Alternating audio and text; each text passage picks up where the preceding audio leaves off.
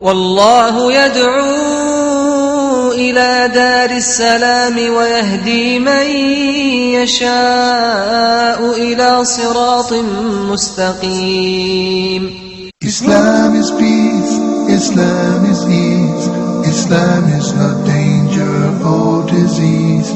Islam is love and prosperity, Islam is not hatred or adversity. Islam is neither maze nor grace, Islam is giving Allah praise. Islam is keeping up the pace, Islam is for every race. Islam is peace, Islam is ease, Islam is not danger or disease. Welcome to this edition of Beauties of Islam. I'm your host, Yusuf Estes. Today we're going to continue talking about the rights and limits, and that is one of the beauties of Islam. I recall when I first came into Islam that I was pretty much impressed with some of the Western teachings and some of the incidences that were taking place at the time.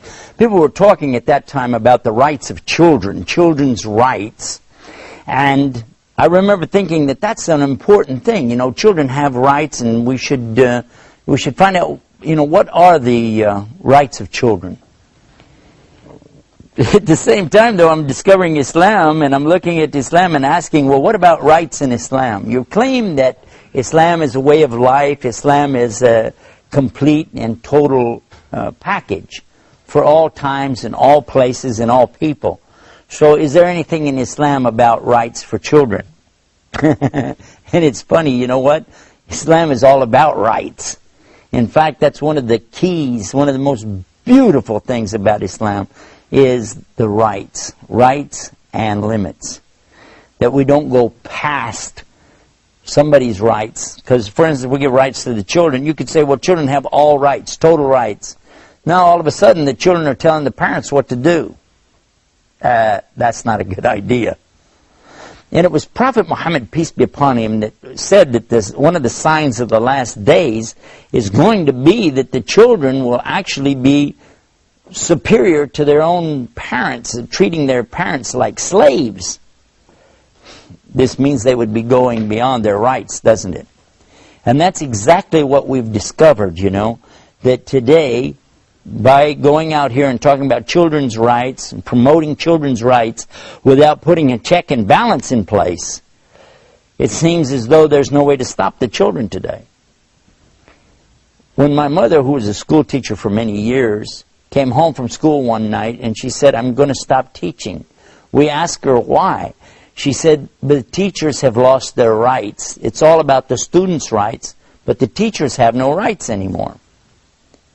I didn't quite understand what she was saying. The gravity of the whole thing didn't catch me until I realized that this is exactly the downfall of a society when you give all rights to one group, but you infringe on the rights of another group. Now, when I grew up many years ago, the teacher had the right to paddle the child if they got out of line. They had a little, like a ping pong paddle or something like that, and they would paddle you with that if you misbehaved. But then they passed a law and said no more, no teachers can use this paddle anymore. Well, then what happens? Well, some of the teachers, they would try to swat the child with their hand. Well, they made a law against that as well. They said, no, you can't do that. That's not going to work. So now the teacher has no way to say anything over the student. They can't stop them. In fact, it got to the point where the students would challenge the teachers and say bad things in the face of the teacher and say, what are you going to do about it? Well, what could the teacher do? What can they say? Because here you are, you know, you're trying to teach a class and you got students that will just stand up and say anything, do anything, and what can you do? It got to the point where some of the students were actually striking the teachers. Now that became a serious problem. And of course, then the students began striking each other, hitting one another. And now, who can stop them? Because if you put your hand on the child, maybe you grab them too tight, you leave a mark on them or something, they can go to the authorities, and you can go to jail. You started out in the morning as a teacher, you wind up at night as a jailbird. Because why? Because you don't have any longer the right to discipline the children. Now, according to the Bible, and that was one of the things that I was very impressed with, of course, in those days as a preacher in Christianity, we find the teaching that's very clear: if you spare the rod, you'll spoil the child. And I always derived the meaning out of that it meant that you have to use the rod at least to let the child see that you're in authority here, you know. Then the child will behave. Otherwise, they don't see any reason to follow the rules, because there's not going to be any punishment if I don't, so who'll stop me? Spoil the rod, spare the rod, spoil the child. That's what it says. Spare the rod, spoil the child. But when I got to Islam, I said, well, what does that teach? They said, well, in Islam, you're not allowed to pick up a stick and beat children. That's not permissible anyway, so we don't have that. But we do have the thing where we teach the children from early on the proper respect for authority. And this is instilled on the child from the time that they're able to move around, that time they're able to start thinking. They learn what they can do and what they mustn't do. This is pretty normal amongst most homes. You know, you see the mother, she'll say, no, no, no, no, don't do this, don't do that. That's normal, and it's good. Of course, in an Arabic home, they will be saying, la, la, la, la, la, la. It's the same meaning. Don't do it. But as they get older, and they begin to talk, speak, think, and converse with their parents, that's when the importance of teaching rights and limits really comes into play. Because it is right for the child to have a time to play with their toys. And it's also right that they should share their toys. But there has to be a limit. And the limit is going to be that the child cannot go and take from the other children without their permission. So we begin to teach them about asking permission. I remember one of the things that my dear friend Muhammad Abdul Rahman, who was the one who helped me get to Islam, that he taught us this by example. He was very good at giving examples of things so you could see it. One day he went to my daughter, who was about 6 years old at the time, and he asked her if she would like to borrow $1. I said, "You borrow $1? She said yes, so she borrowed the $1 from him. She borrowed $1. He said, okay, and you're my witness. I was a witness. Okay, you got a witness, you borrowed $1. A couple of days later, he asked her, do you have $1? She said she had 4 quarters. He said, okay, can you pay me back the $1 you owe me? She said, okay, and she gave him back the 4 quarters. After she went on to play, I asked him, what was that all about? He said, didn't you get it? I said, no, I don't think I understand what's going on. He said, okay, I was teaching her that if you borrow something, you must pay it back. But you don't pay it back with anything extra.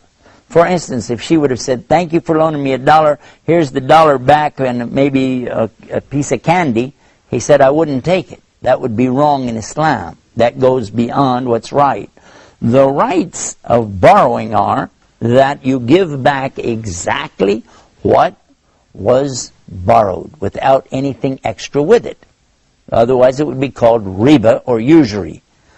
And I thought, whoa, you're teaching a child something, this is too complicated. You're starting out a little kid. He said, no, this is when it's starting. And I thought, will that really work? Well, I found out about it later.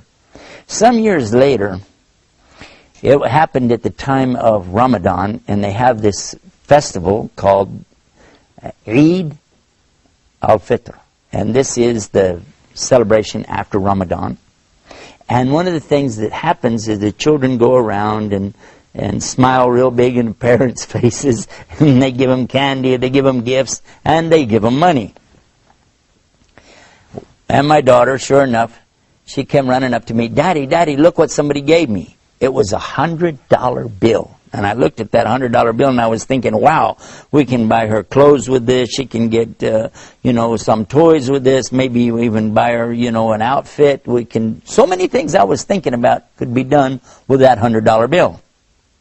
But she went over to the masjid, the mosque, it's called masjid, to a box that was there for donations, and she put the whole $100 bill in that box. I said, what? What'd you just do? She said, I put it in there. I said, why? She said, I always wanted to have $100 to put it in the masjid box, because so many times people talked about things that we need, things that the masjid needs, things the school needs. She said, and I knew I didn't have any money, but I knew if I ever got $100, I would put it in there, and I just got to do it. Isn't that good? And I thought about it. I said, look at this. This child has understood something better than I did. Whereas I was thinking we could get her some clothes, we could get her some toys, candy, gum, things like that with the money. And look at what? She's understanding value, a value that's a higher level of value, not just dollars and cents. So what we're learning from this kind of rights, is that there is something with limits too. You don't just think about what I get for me. You don't just think about, oh, how is this going to benefit my circumstance right now? But you think about how it will benefit others. And by the way, all the time you're doing that, Allah is for sure going to be recording and making sure that you get full reward here and in the Day of Judgment. So this is something really big for us. This kind of rights that we're talking about, really, we could talk about this for a very long time. There's a lot of depth behind it. But what I'd encourage you to do is to study this. Sit with your teachers of Islam and read the Quran and read some of the stories from the books. Like this is Sahih Bukhari. These are some of the teachings of the Prophet Muhammad, peace be upon him.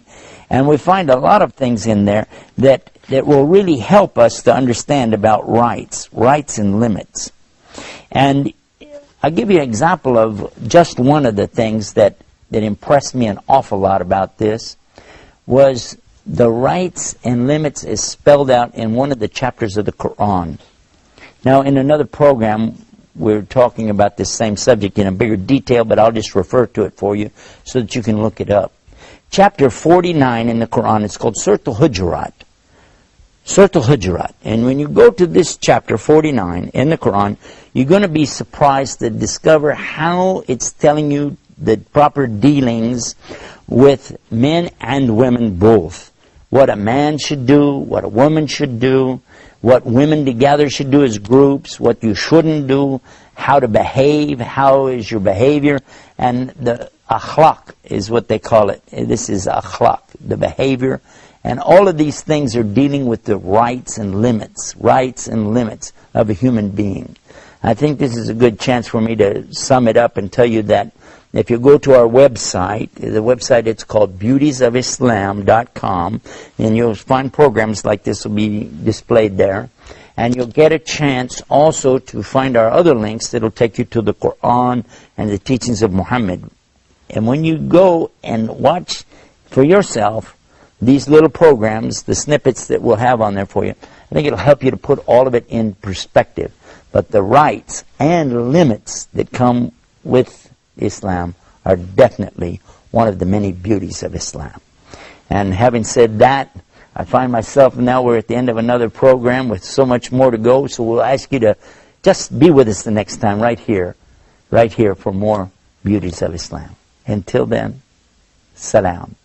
Islam is peace, Islam is ease, Islam is not danger or disease, Islam is love and prosperity, Islam is not hatred or adversity, Islam is neither maze nor grace, Islam is giving Allah all praise, Islam is keeping up the pace, Islam is for every race. Islam is peace, Islam is ease, Islam is not danger or disease, Islam is love and prosperity, Islam is not hatred or adversity, Islam is neither maze nor grace, Islam is giving. Allah